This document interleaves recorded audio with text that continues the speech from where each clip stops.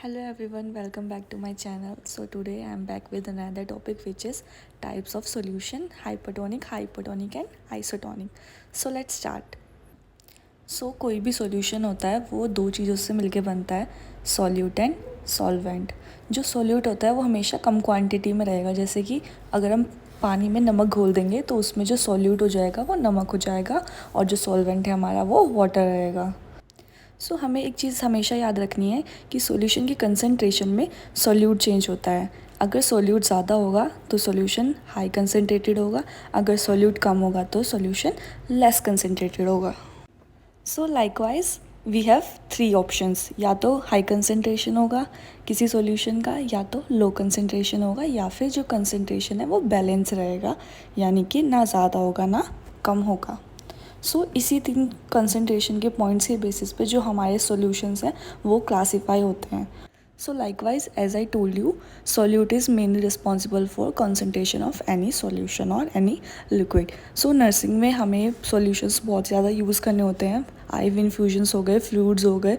वो जो फ्लूइड्स हैं उनको हम कैसे क्लासीफाई करते हैं और इंस्टेंटली हम कैसे डिस्टिंग्विश कर सकते हैं कौन सा हाइपरटोनिक है, कौन सा आइसोटोनिक है, कौन सा इक्वल कंसंट्रेशन यानी कि आइसोटोनिक है. First one is hypertonic. As the name suggest hypertonic यानी कि कंसंट्रेशन ज़्यादा है. कंसंट्रेशन ज़्यादा का मतलब क्या है, जो हमारा सॉल्यूट है वो ज़्यादा है. सॉल्यूट ज़्यादा होगा तो हमारा क्या होगा, सॉल्यूशन होगा उसका जो आउटर एरिया होगा यानी कि जो आउटर वाटर होगा उसका कंसंट्रेशन ज़्यादा होगा.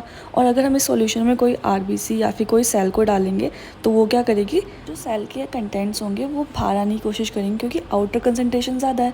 तो जो हमारी सेल है, for example red blood cell मान लेते हैं, वो क्या होगी, हमारी श्रिंक हो जाएगी. तो ये हाइपरटोनिक सॉल्यूशन में क्या होता है, सेल श्रिंक होती है, जिसको हम या तो श्रिंक बोलेंगे या फिर फ्लैसिड बोलेंगे.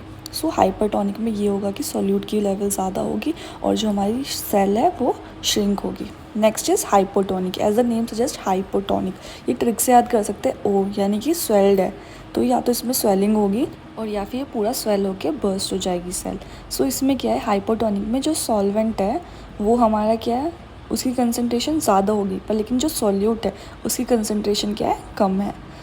इसी वजह से जो आउटर सॉल्वेंट है उसका जो कंटेंट है वो सेल के अंदर फिलअप होना स्टार्ट हो जाएगा, क्योंकि हमेशा जो भी वाटर का मूवमेंट है हाई टू लो होता है.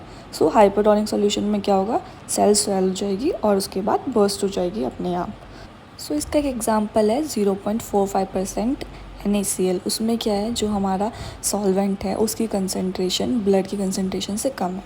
नेक्स्ट सबका फेवरेट आइसोटोनिक. कुछ नहीं करना है, जो सॉल्वेंट है और सॉल्यूट है सब इक्वल है, जो भी कंसंट्रेशन है वो ब्लड की कंसंट्रेशन को एग्जैक्ट मैच करते हैं. तो इसीलिए इमरजेंसी के वक्त हमेशा डॉक्टर आपको एडवाइस करेंगे कि आइसोटोनिक फ्लूइड पेशेंट को लगाएं. जैसे कि हमारे पास उसके बहुत सारे ईजीएस्ट एग्जांपल हैं. 0.9% NaCl, RL लगा सकते हैं, और सबसे फेमस एग्जांपल इसका, इस पे क्वेश्चन आता है, वो है 5% डेक्सट्रोज. वो भी एक आइसोटोनिक सॉल्यूशन है, उसको हाइपरटोनिक सॉल्यूशन नहीं समझना है हमें. This is the most important topic. If you have any doubt, you can comment down and do like and subscribe.